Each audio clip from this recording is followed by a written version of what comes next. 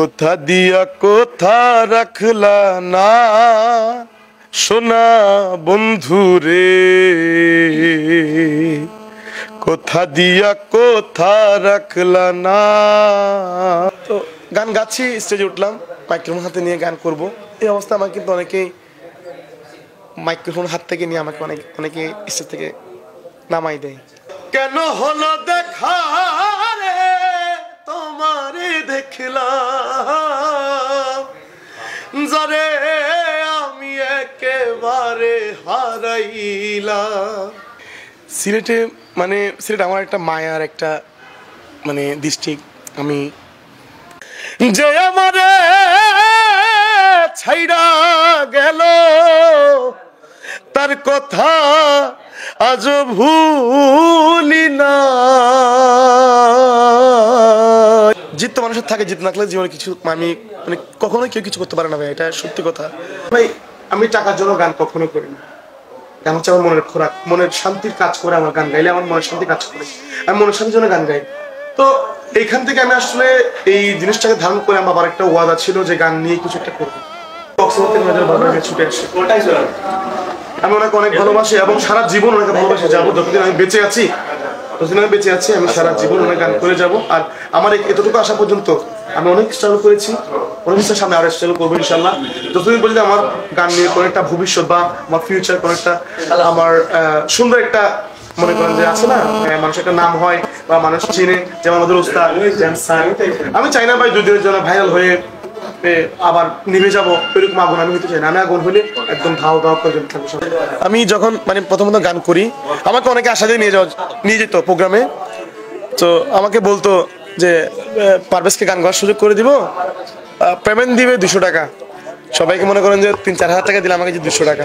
তখন ছোট ছিলাম, তারপরও গান পাগল মানুষ। আমি চাইছিলাম একটা গান করবো, আমি আমার প্রতিভাকে আমি মানুষকে দেখাবো। গান করতাম তখন ছোটবেলা থেকে, তখন থেকে আমার ফ্যামিলি বহন করতাম গান গিয়ে। তো গান হাতে নিয়ে গান করব, এই অবস্থা আমাকে কিন্তু অনেকেই মাইক্রোফোন হাত থেকে নিয়ে আমাকে অনেকে স্টেজ থেকে নামাই দেয়। তখনকার সময় বাবার চোখের পানি আমার চোখে এখনো ভাসে।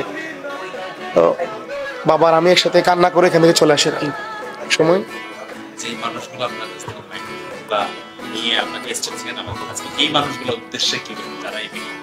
না, আমি ওনাদেরকে সম্মান করি ঠিকই। আমি বাবাকে ওয়াদা করেছিলাম, যখন আমি ওই স্টেজ থেকে বাসায় যাচ্ছিলাম, আমার হাতে এরকম 200 টাকা এরকম হাতের মধ্যে ঢুকাই দিয়েছিলাম আমাকে 200 টাকা, যে পারভেজ চলে যাও আজকের মতো, এখানে আসলে সুযোগ নাই, কি করব।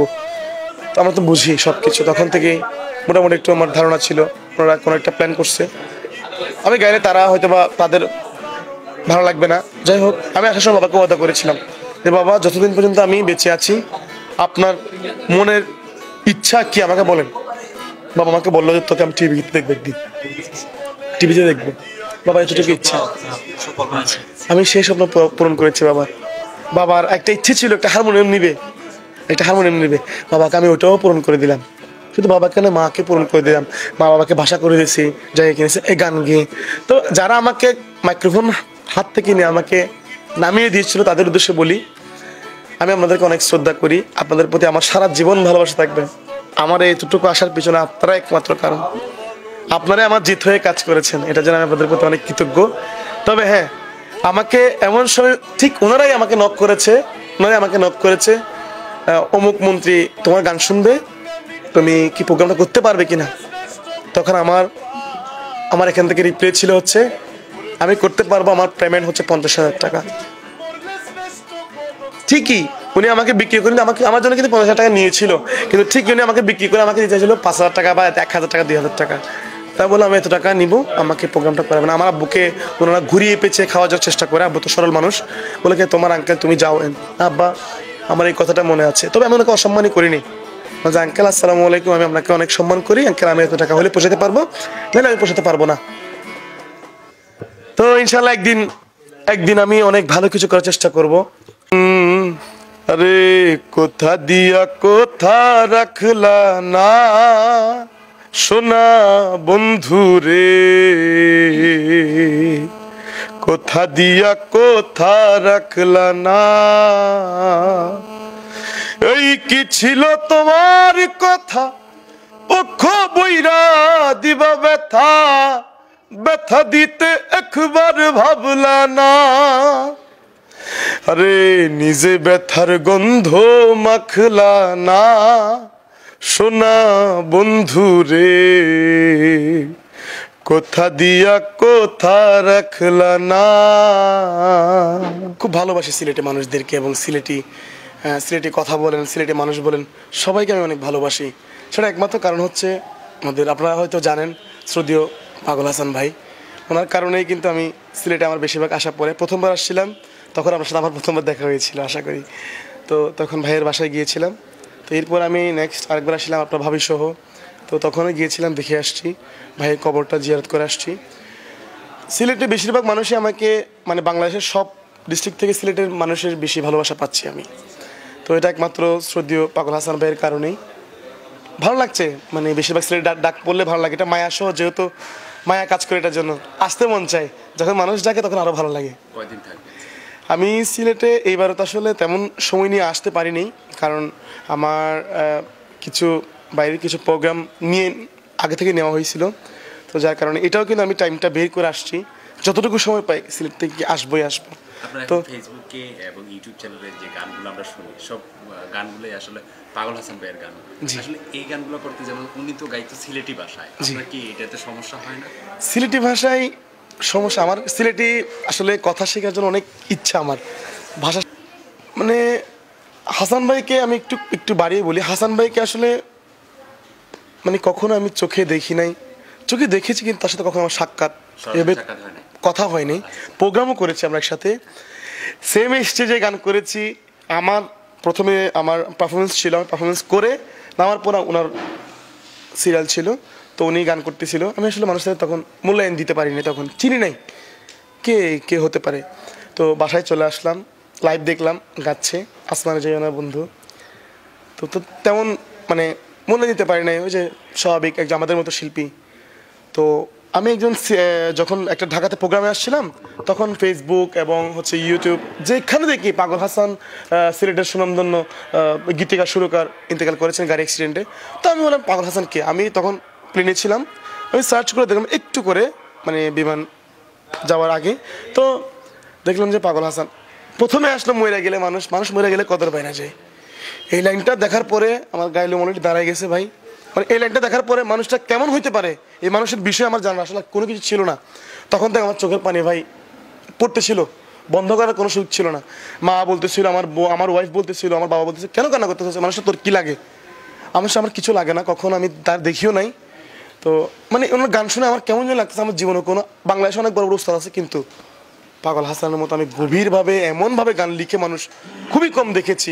সবাইকে আমি সম্মান করি, সব উস্তাদের আমি সম্মান করি, কিন্তু পাগল হাসান ভাইয়ের মতো গুছিয়ে গান লেখার মতো মানুষ হয়তো বা অন্য পাগলার জীবনে এরকম আসতে পারবে না, আমি বলতে পারি। আমার আল্লাহ রহমতে এখন পাগল হাসান ভাইয়ের বেশিরভাগ গানই আমার মুখস্থ, আমি আমার দিল খাতায় ধারণ করেছি। আমি পাগল হাসান ভাইকে সবসময় আমার বুকের মতো ধারণ করে রাখছি। প্রোগ্রামে শুরুতে পাগল হাসান ভাইয়ের গান দিয়ে শুরু করি। আমি মনে করেন যতগুলো টিভি প্রোগ্রাম করেছি ওইখানে আমি ঘোষণা করে আসছি, এবং এখানে ঘোষণা করছিলাম যতদিন বাঁচি প্রোগ্রামের শুরুতে পাগল হাসান ভাইয়ের গান দিয়ে শুরু হবে, প্রোগ্রামের শেষে পাগল হাসান ভাইয়ের গান দিয়ে শেষ হবে। ছোট্ট একটা প্রশ্ন যদি অ্যাড করি, 2 দিন আগে ওনার মাকে ভিডিও করে গানটা দেখাইছিলেন আপনার, সম্ভবত কোন জায়গায় অনুষ্ঠান, আসলে এই অনুভূতিটা কেমন লাগে? না, আমি তো আসলে তার জায়গাটা কখনো নিতে পারবো না। একজন মা আসলে তার ছেলের জন্য যে আকুতি কাজ করে, যে আবেগটা কাজ করে, হয়তোবা আমার গলায় তার কিছু কিছু গান হয়তো ভালো লাগে।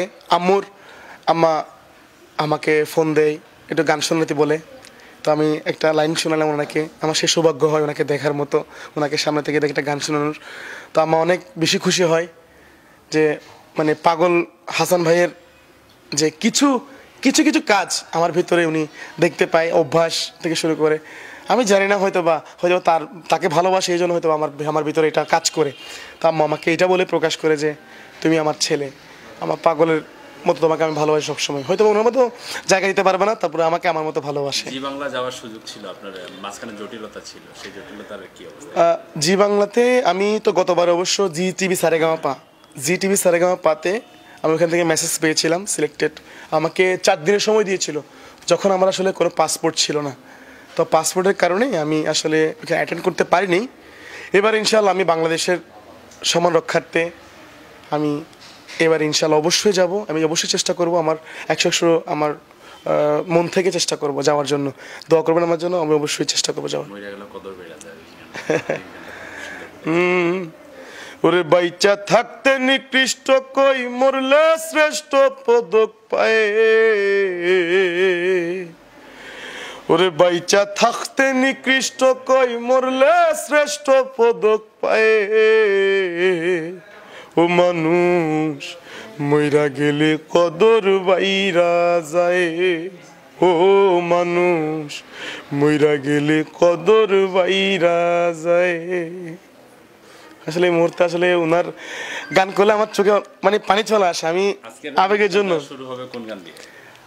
আমি সবসময় পাগল হাসান ভাইয়ের প্রথম গানটা দিয়ে শুরু করি, আসমানে যাইও না, এখানে দিয়ে প্রোগ্রাম শুরু করি। এবং মাঝখানে যে মনে করেন যে আচ্ছা যত্ন করে রাখছি তোরে, তোরে গলার মাদুলি বানিয়ে কথা দিয়ে কথা রাখলে না, যা আছে সব গাওয়ার চেষ্টা করি সব প্রোগ্রামে। তো আমি এখন বলতে গেলে কক্সবাজারের মধ্যে যেগুলা শিল্পী আছে যারা কখনো শুনে নেই পাগল হাসান কি, এখন প্রথমে সবাই শুরু করে আসমানে যাইও না বন্ধু দিয়ে গান শুরু করে।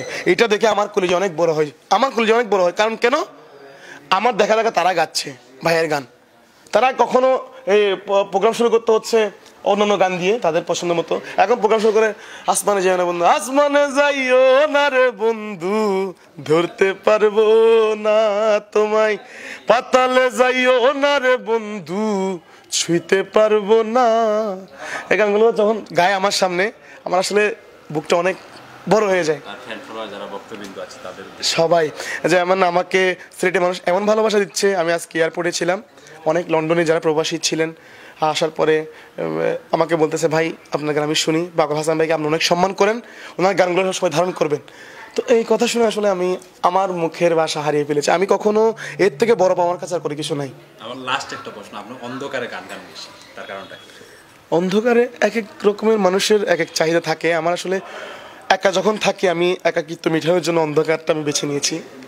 আমি অন্ধকারটা পছন্দ করি। আমার যখন মনে কোনো কষ্ট থাকে, মনে কোনো আবেগ কাজ করে, তো ওই গানটা মানে আমি ওইখানে গিয়ে অন্ধকারে গিয়ে আমার মনের খোরাক মিঠাই আর কি। আমি পাগল হাসান ভাইয়ের জন্য আরেকটা গান করতেছি সামনে, আমার গাওয়া। বুকের সাথে বুক বান্ধিয়া কইরা গেলি কোন সীমানাই উড়াল দিয়া কই বান্ধিলি ঘর, জোড়া চোখে ঘুম আসে না, জোড়া চোখে ঘুম আসে না, কাটে না প্রহর, বুকের সাথে বুক বান্ধিয়া কইরা গেলি পর। খুব শীঘ্রই গানটা আপনারা পাবেন অবশ্যই। Thank you, thank you.